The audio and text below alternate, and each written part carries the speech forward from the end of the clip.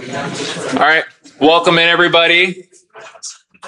So I want to shout out our sponsors again, Island and St. Mary's, and for making this whole thing possible. And we've got Hatim here, who is going to give a talk on relationship building in GRC and security.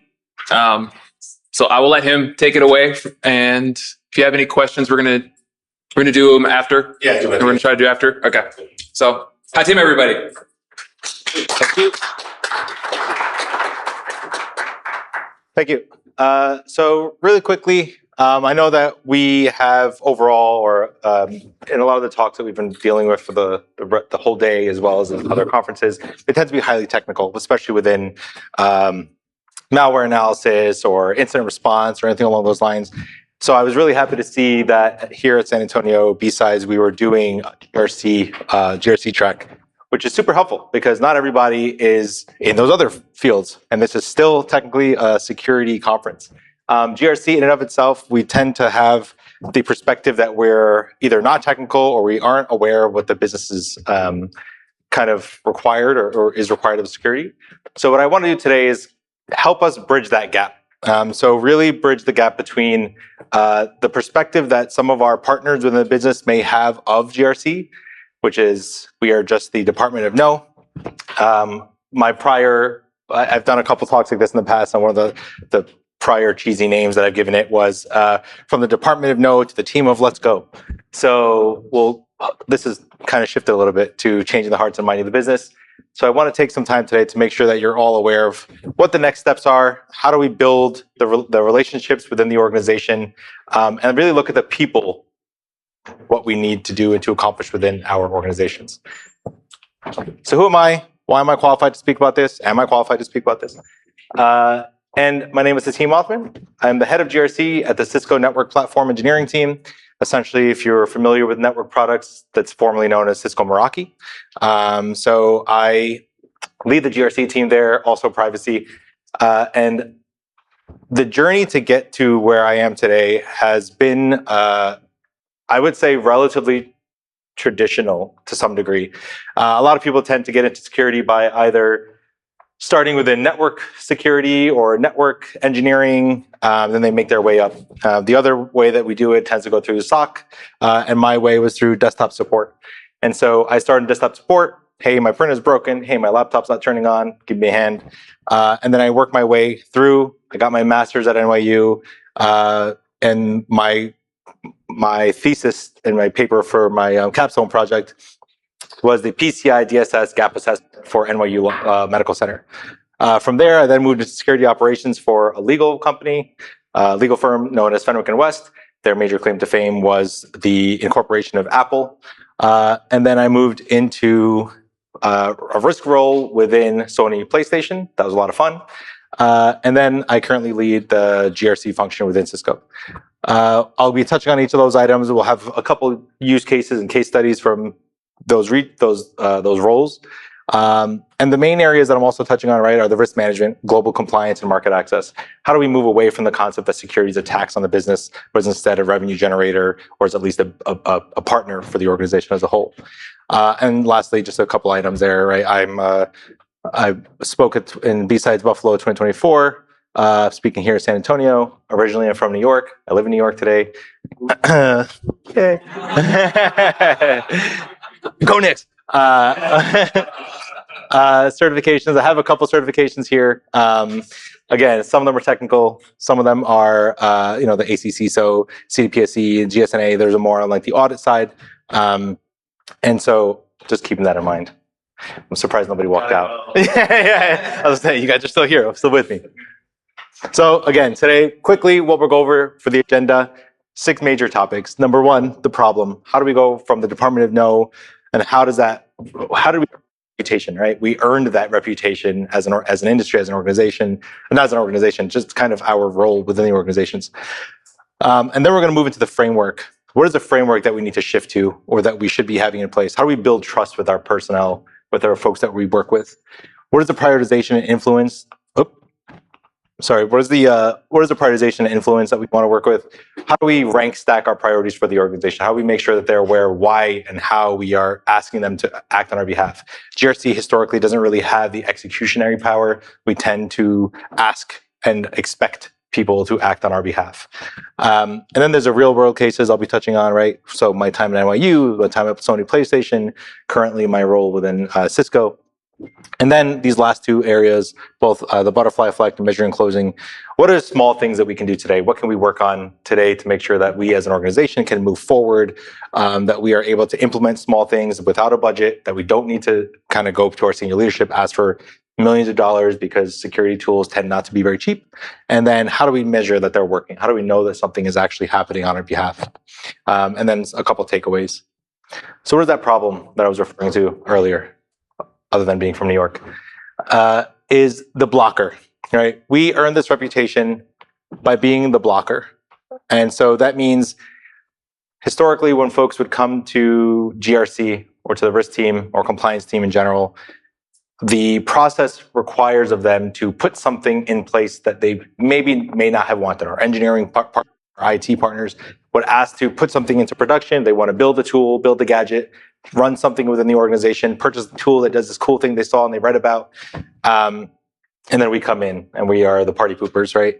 We ask, did this go through an information security assessment? Did you get approval from your senior leadership? Are they willing to accept the risk? Do you have these controls in place? And they're going to come back and say, dude, we need to spend the money by the end of the month and you're really slowing us down. Then there's pending approvals, right? Pending approvals leads to those delays.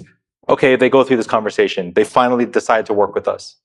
The approval is now taking a week. Now it's 2 weeks. We found out they needed to ask another senior leader who didn't actually have their control the purse strings. Now we have a third week, and it's really kind of giving them a really bad taste in their mouth. And so what that does is it breeds friction. There's friction is breeding evasive ingenuity, which is my way of saying they find ways to work around you. You can build walls, you can do what you want to do to kind of prevent people from doing what they're doing. But by implementing so much friction, they find ways to never work with you again. So we want to avoid those situations. And part of that comes in, right, with more loss in translation. GRC comes and we speak in technical absolutes. Do you have this in place? And this is all prior, this is the legacy GRC perspective. Do you have this control in place? Yes or no? Do you have this approval? Yes or no? Have you enabled MFA within your organization or on this platform? And are you able to actually make it conform to the policies that we have in place? And oftentimes they're just trying to buy the tool. And we have implemented so many hard requirements that they just don't understand what we're asking anymore. And they are speaking to the main other areas to them that matter more, which is, can you generate money for the organization? Does this have anything to do with the roadmap or the product that I'm actually building? Does this have anything to do with the way that I do my job? Why are you giving me all these requirements? And part of that is also related to what I would define as the ivory tower, right? We're operating from the top down level. We operate as though we do not have any skin in the game. We operate from the perspective that we have top down pressures. Do what I say because I'm in security. Do what I say because I control this. Do what I say because the CEO doesn't want to end up on the front page of the news for some breach. So he delegates that power to the CISO or somebody within security. And so we're not gaining any favors.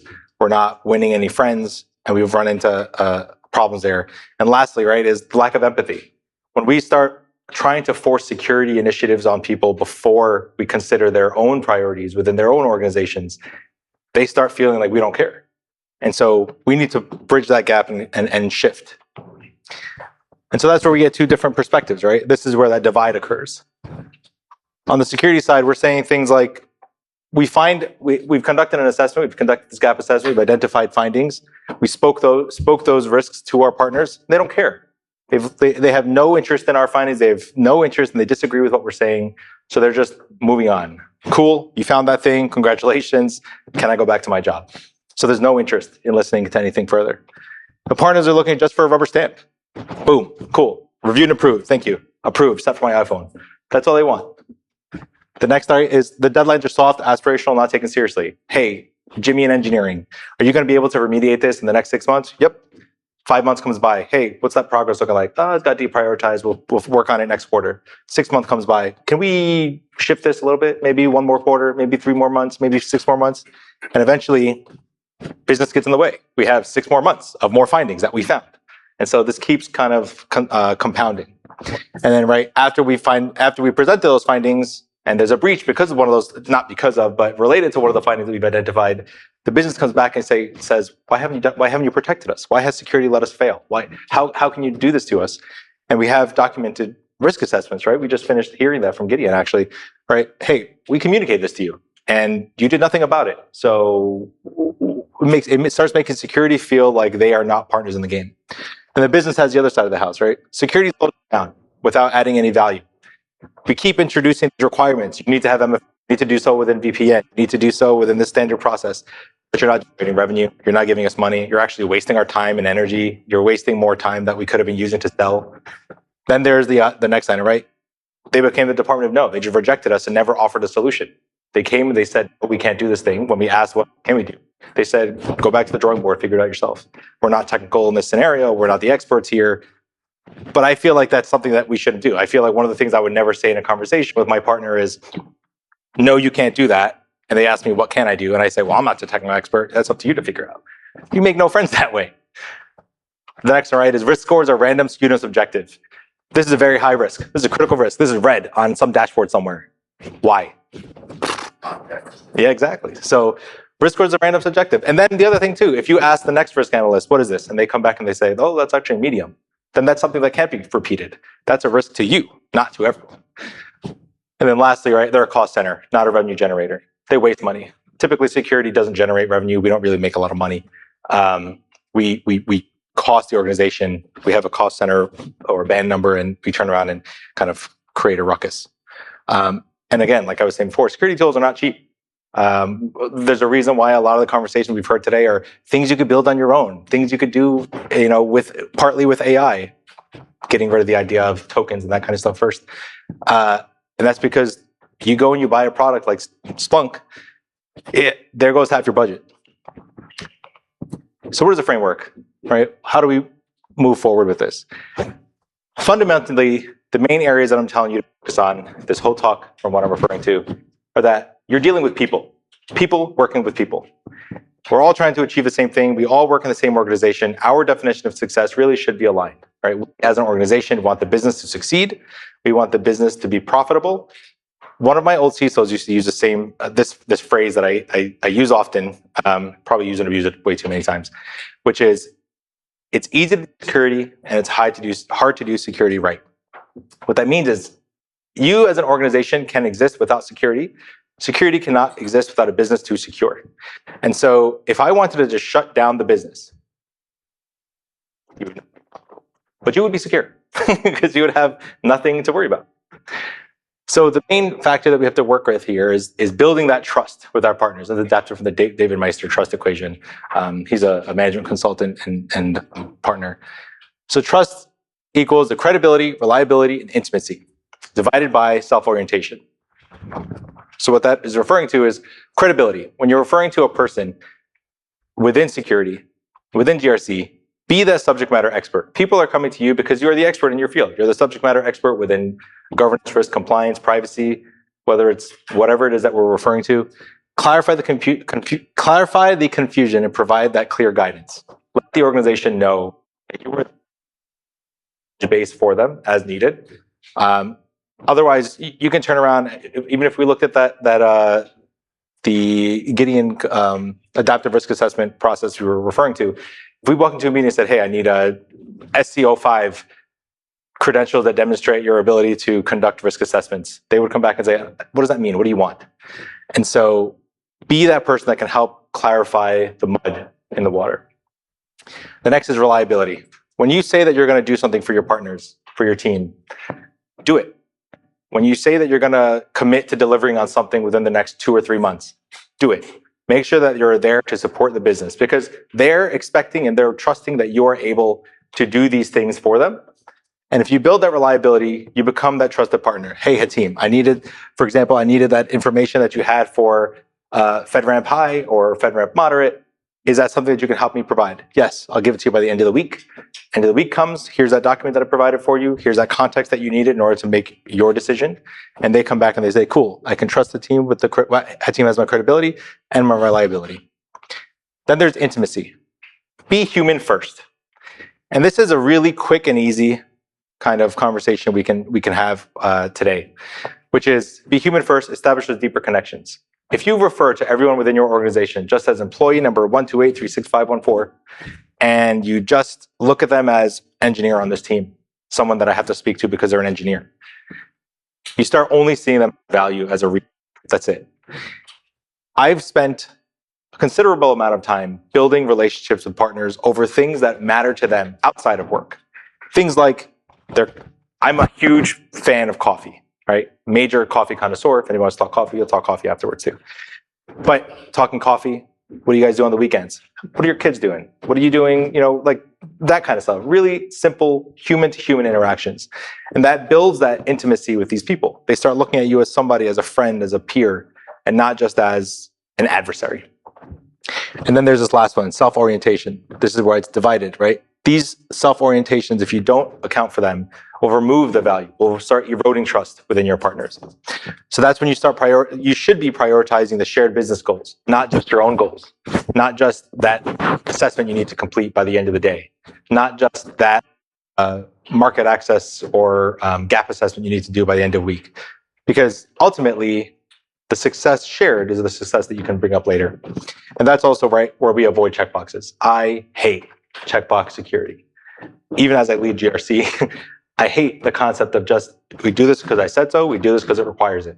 We need to raise the bar of security as a whole. And having checkbox security makes it very difficult to win over hearts and minds, because all you're doing is saying, policy 1 says policy 1. Do you do policy 1? Yes. Policy 2 says policy, right? And you win no friends that way. So how do we build those GRC relationships? One, right, first and foremost, you build that familiarity, not just from the concept that I was talking to earlier around intimacy, but also what are these, who are these people? What are their names? What are their skill sets? What are their contributions to the organization, to their team, to your endeavors, and how do you support them? So that in the event that you need them, you can focus on the person. I know that Eric, for example, is our key network engineer, and he has the knowledge that he's been with Cisco for the past 15 years. He's a really key resource. And so it's really important for me to build that relationship with him. Then there's joining the quarterly sessions, planning sessions. Quarterly planning sessions are basically your engineering or however long the cadence is within your organizations. How does your organization plan to execute over the next coming year? What are they prioritizing that are not security concerns? What are they prioritizing that are more so operational or improvements, right? And can you build into those? For example, there might be a transition because an application is being sunset in the coming quarter. Well, is the new one that they're transitioning to going to be one that you can be supportive of from a security perspective? Is that one that's going to benefit you in the long run because they're holding technical debt? Those are things that you should be aware of as well. And then show up before the fire drills. The worst thing you want to do is show up when there's a fire or when there's a critical need from your perspective and say, hey, I need you to do this for me, when you've spent no time building those relationships. Because now you become that friend in need, not that friend indeed. And then there's processes, right? So make security easy. Another point of feedback that we tend to get and hear a lot is engaging with security is so difficult. I don't know how to engage with them. I don't know what the process is. I don't know what you're trying to do. And the worst thing you want to do, I don't know if the DMV out here, the Department of Motor Vehicles out here is similar to what it is that I have to deal with out in New York. But if I go there and I don't have the right paperwork, back to the back of the line, I do it again. So if I do that, and that's happening here, somebody comes security, hey, I need your help in getting this application approved. Say, well, you didn't submit a ticket, submit it and come back in a month. And they say, all right, cool, I did the thing. Is this good? No, this is wrong. Come back in a week. So that's where you start making it difficult. And that's where you need to streamline your intake processes. Have it very clear, have it very well documented, have that self-service documentation and process documentation. If you're going to do A, B, and C, please make sure you have 1, 2, and 3. Publicize that as much as you can. And then additionally, celebrate successful audits loudly and proudly. You're going to hear me echo this a couple of times throughout the presentation. Whenever there is something successful that the organization has helped you actually deliver on, give them the credit. Make sure that people know that they were able to support you, because everybody likes to hear that they were commended in public in front of their executive leadership team, their senior leadership team, wow, engineering really came through clutch, helped me out in the end. They provided so much support. I couldn't have done it without A, B, and C. Cool. Now they know that when they do work for you and they do work in the future, that you're going to give them credit when credit's due. And read the room, right? Who's in the audience? What are their vested interests? If I'm going to bring up escalation, or if I'm going to bring up the need from a perspective, need some GRC initiative actually delivered on, how can I get these people on board? And generally, it's because you spoke to something that matters to them. So if I'm speaking to the engineering leadership, or if I'm speaking to the legal leadership, I want to be able to speak to the things that matter to them, right? If I go in and it's the chief of engineering and I'm just talking about, hey, yeah, we do this because it's going to make our lives easier in finance, and we're going to make our lives easier in IT. They're like, cool, it doesn't matter to me. I'll get to it when I get to it. So make sure you're aware of that. I'll touch on a couple of ways that we frame those conversations in the coming slide. And then also keep in mind the influences, not just your reporting structure, right? Ironically, your leader may not be the one that influences what you do most of like in your day-to-day. And having an engineering partner may be influenced more so from somebody within legal or product than they are within engineering leadership. So know who has a direction, direct and steer that work. So then just looking at the org chart. And then lastly, find your security champions. Who is speaking on your behalf or speaking about you? Who is in these meetings? Who is present in the conversation with engineering and planning and product, where they say, hey, we need to be aware of security. We need to make sure that we secure this from the concept of breaches or leaks or anything along those lines. And you're not in the room. So that's the kind of person that you want to shower with, gratitude and thanks, so that they'll continue to do so and spread the word. So exactly knowing who you're talking to is going to help adjust your message, right? So for engineering, they'll care about the speed to release, the system uptime, technical debt that exists in the organization. And how would we frame this conversation? We would frame it with, what are the ways that we can improve security and compliance that leads to lesser outages? Keep your systems up, maintain that uptime. From a legal perspective, right, they tend to care more about liability, contractual obligations, legal obligations. And what we want to do is we can frame or ask them by avoiding negligence, which is a horrible term in legal, and then demonstrating due diligence and due care. Anybody with a CISSP or CISM knows due diligence and due care is your number one buzzword. Then there's product management. They tend to care more about what new features do we have, what customers, how do we build customer trust, what are the new market opportunities, how do we get into new markets, geopolitical or geographical new areas, new industries, and how can we sell this to them by saying compliance leads to protecting existing and unlocking new market certifications. If anybody here does third-party vendor risk management, you will see that one of the first questions you get asked is, do you have SOC 2? Do you have an ISO 27001 certificate? Do you have PCI certification, CMMC level 2? Right? All these different things you want to know, are you compliant with these items? And if so, then we can do business with you. So if you have some of these, I know that I'm super anti-checkbox, but some of those are kind of table stakes to begin the conversation with some of our partners, especially when we talk about the federal government. And then there's finance, right? Reducing costs, returns on investment, and shareholder value. How does this business make or prevent us from losing money? And that's by clearly defining risk. So what could be a potential loss to the organization?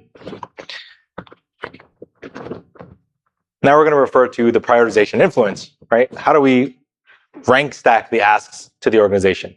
If I go back to my team and I ask them, how do I know what to focus on? How do we know what we need to work on this quarter, this year, this coming three months? What do I focus on? These are just sample inputs that I tend to refer to internally. What is the financial impact for each of the items that we're working on? What is the reputational impact? Will this lead to positive or negative reputational to our organization?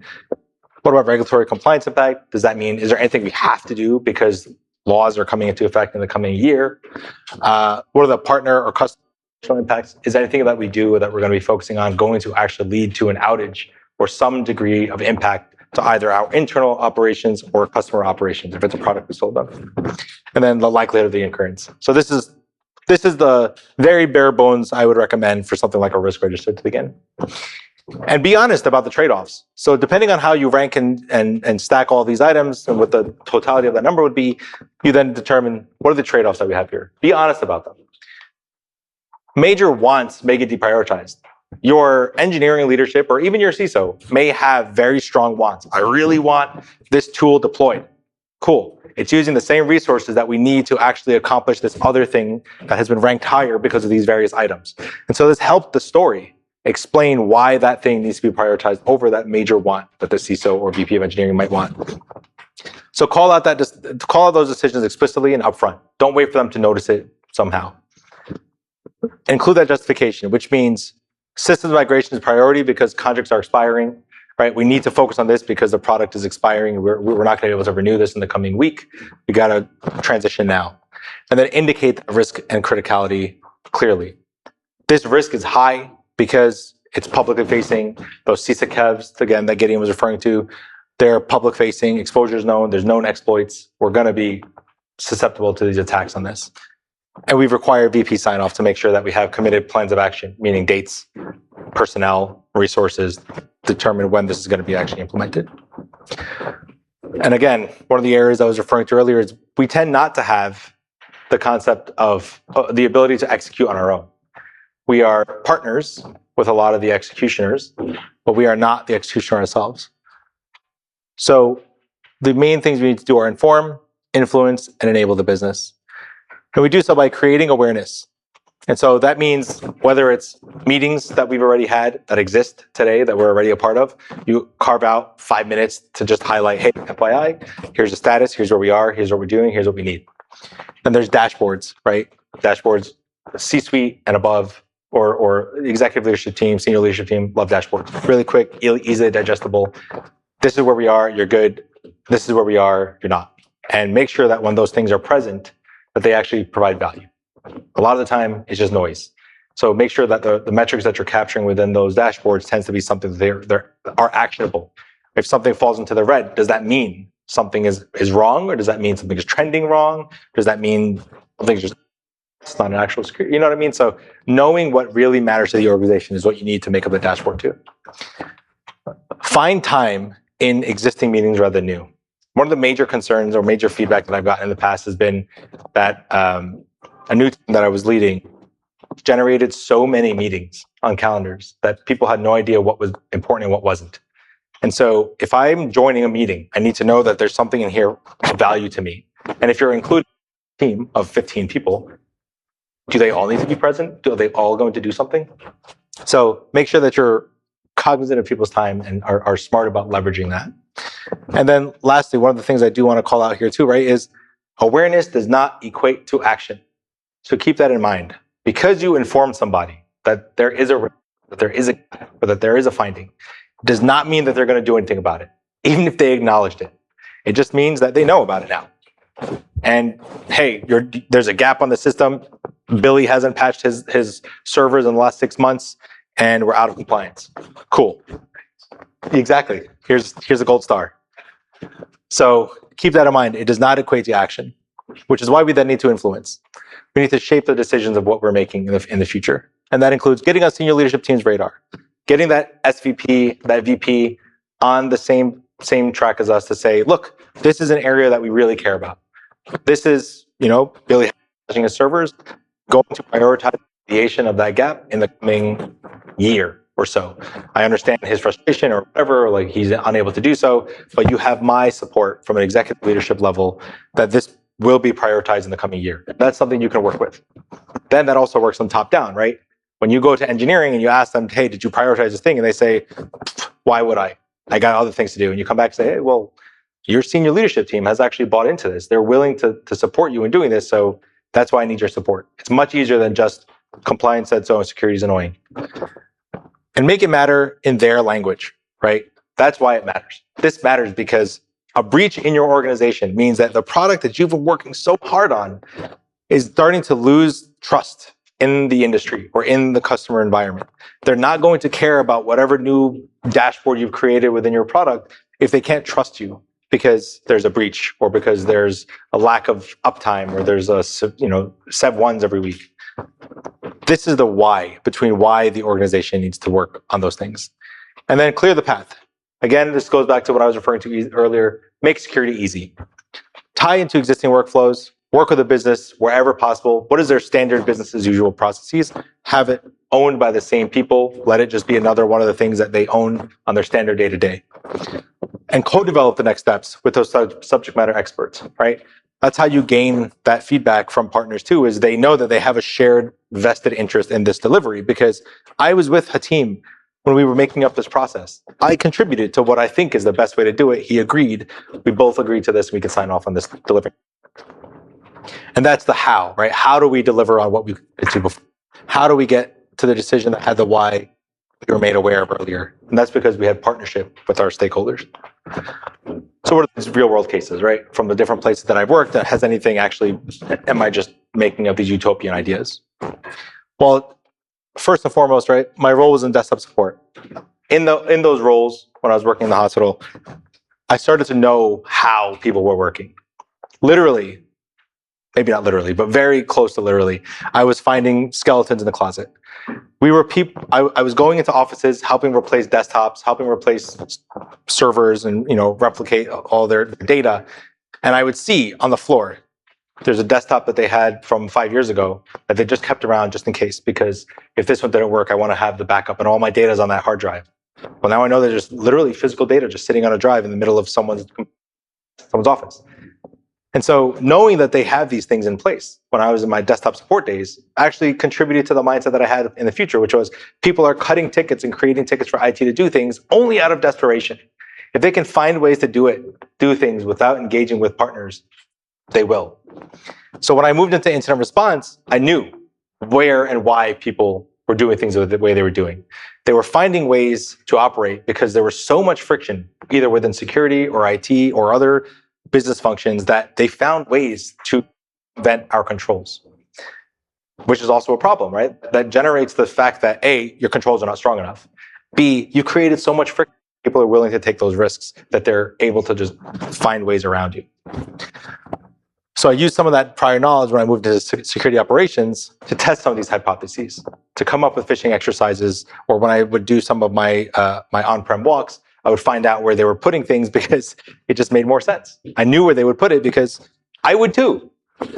And then lastly, when I moved into GRC, I built these relationships along the way. I helped that person say, look, the way that you're storing this hard drive is not proper.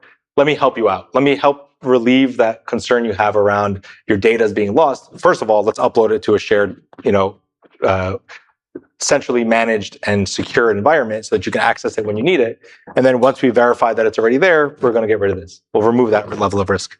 And that's where we get that human element, right? Also building relationships with people, letting them know that I do care about what they're doing on the weekend with their family and, that kind of stuff. When I moved into gaming, this was the other concept. When I worked at PlayStation, one of the main areas, backtrack a little bit, in healthcare, we were always listening to the terminology of this is impacting patient care, meaning this is priority zero. This is something that we have to address. Doesn't matter what it is. You could, maybe their mouse died and now it's impacting patient care. Yeah, so for them, that was the buzzword.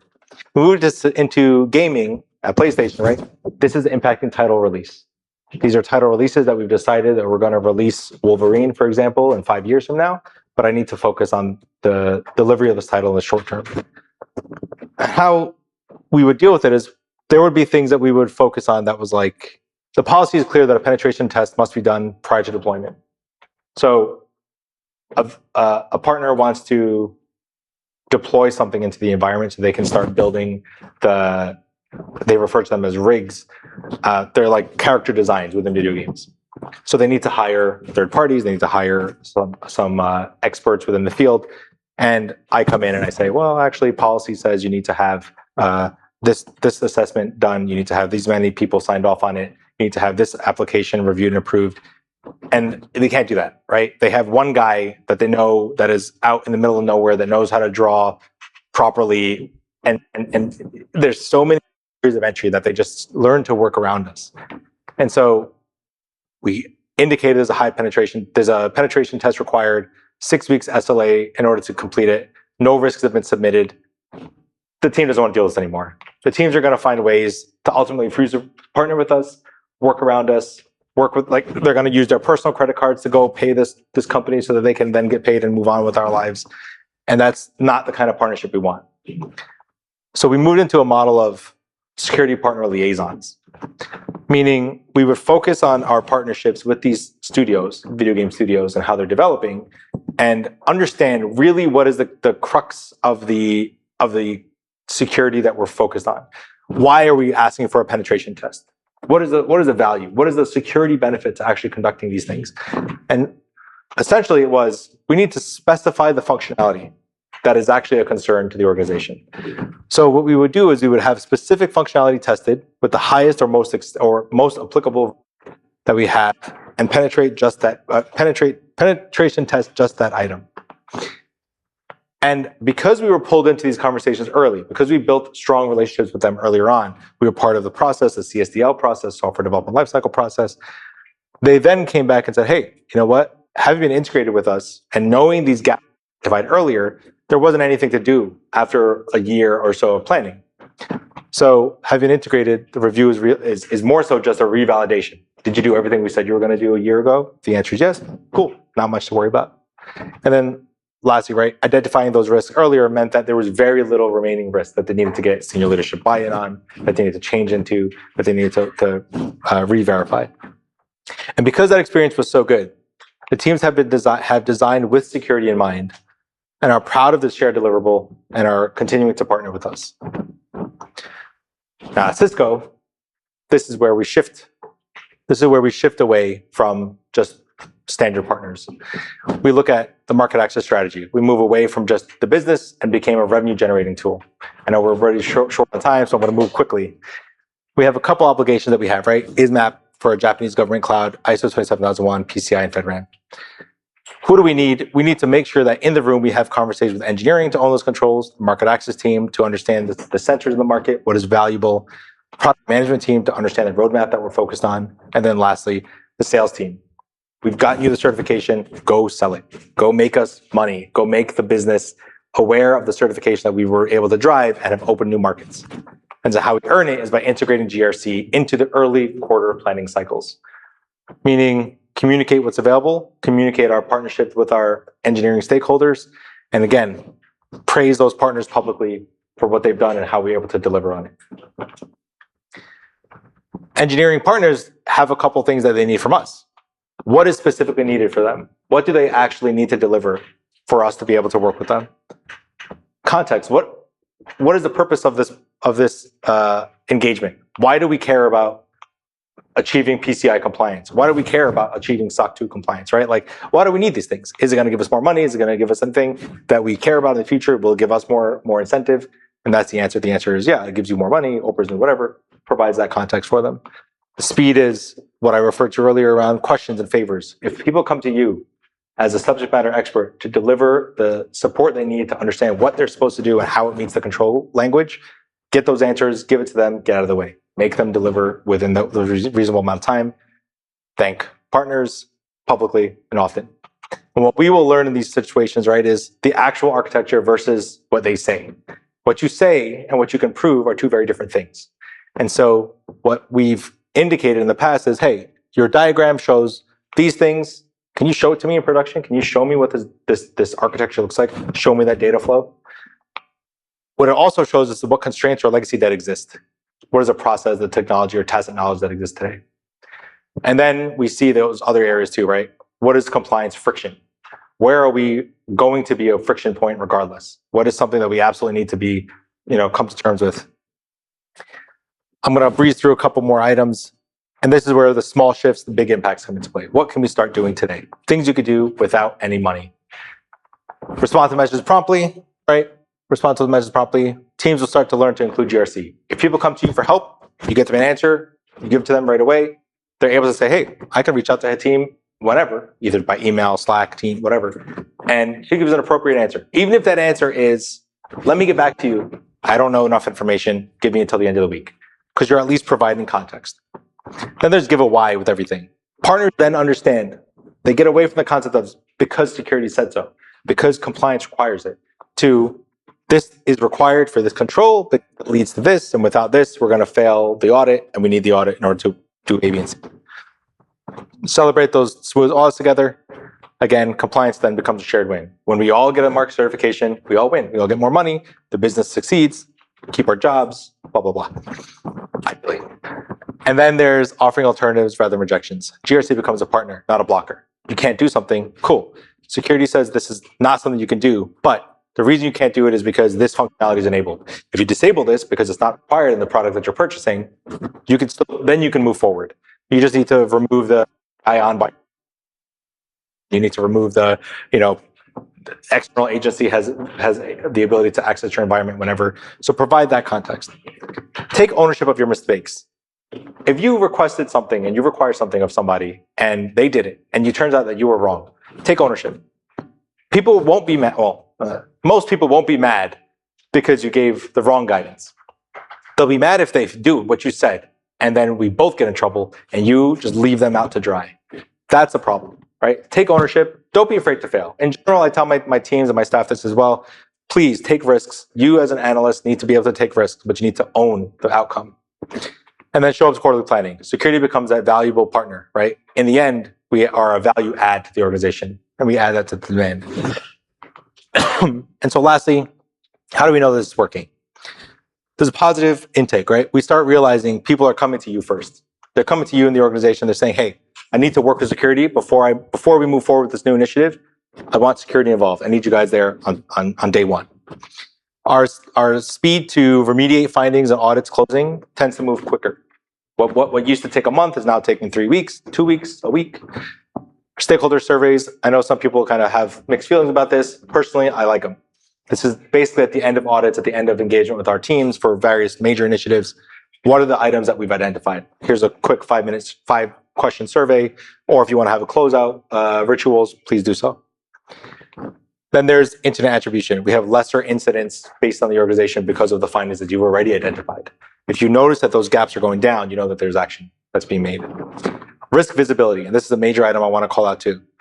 Risk visibility means that senior leadership is more aware and they're asking more follow-up questions about what you've done, what has been brought to their attention, and what is being done about some of the risks that they're aware of. But more visibility does not mean you have poorer security. Because there are more incidents doesn't mean because there are more known incidents doesn't mean your security is poor or is worse. It means that the conversation is happening more. People are bringing things to light that you're aware of. And then lastly, right, market access one is an easy one. How many more certifications did we achieve? How many more customers did we sign on because of those market certs? And these are the 5 take-homes, right?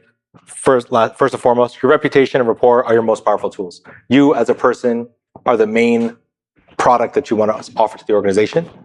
Translate the risk, don't just report it. Show empathy and alignment. Make people know that you care about what they're doing and how they're doing it, and those are the risks that you're selling. Build the rank stack priorities with the stakeholders, not for them. Don't just force risk onto the organization and tell them these are the items that you have to focus on. This is the priority. Go do these things. Influence is the name of the game here. We paint the picture, but it's up to them to admire the artwork. Meaning, we typically don't own the risk either, but it's up to us to communicate what needs to be prioritized for them to deliver. And lastly, small shifts compound over time. Those items that I shared earlier, those quick wins that we can start implementing today with no budget, do that now.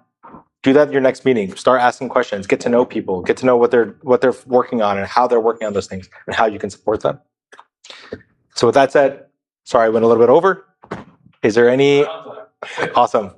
Any questions, or do we want me to take them out back? We'll have maybe like 1 or 2 Sure. questions. So how do you deal with an organization where the security leadership has kind of been discussing, shift left, you want to be involved earlier, but they haven't thought of necessarily the staffing required to do that on the security side, right? Hey, now that security team is so overwhelmed with requests because they are involved in everything. How would you deal with that or recommend you deal with that? Yeah. So that's a pretty common request, right? Shift left is not a new concept. And also the people is the other component, which puts us in a perspective of if you're going to be a gate, you need to be prepared to be that gate. And if you're not, my recommendation and how I've had to deal with this in the past is identify where we absolutely need to be required and how much we can delegate to those organizations to some certain thresholds.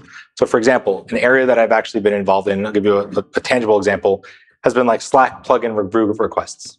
So Slack plugin reviews, if anybody's unaware, is essentially like you're building some connectivity between two applications or two services within Slack, and data transmits between them.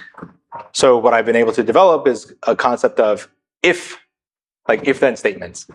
If the data between one or the other is the same or lesser for data classification levels, we don't need to be involved. But if it's going from a lower to a higher, then you do need to be involved. Those are areas where you need to be concerned. Or if it's going from internal to external, then we need to be involved. So very much put ourselves in a position of, I can't be involved in every single request. My team only has one analyst that can actually dedicate themselves to this. This is what we can do. This is how we can implement it. This is what I recommend. And then self-service for everything else. Okay? Yeah. Any other questions? I'm ready to go outside. Thanks, Hatim. Cool. Thanks so much. Thank you. Thank you. Thank you, man. Thanks, bro.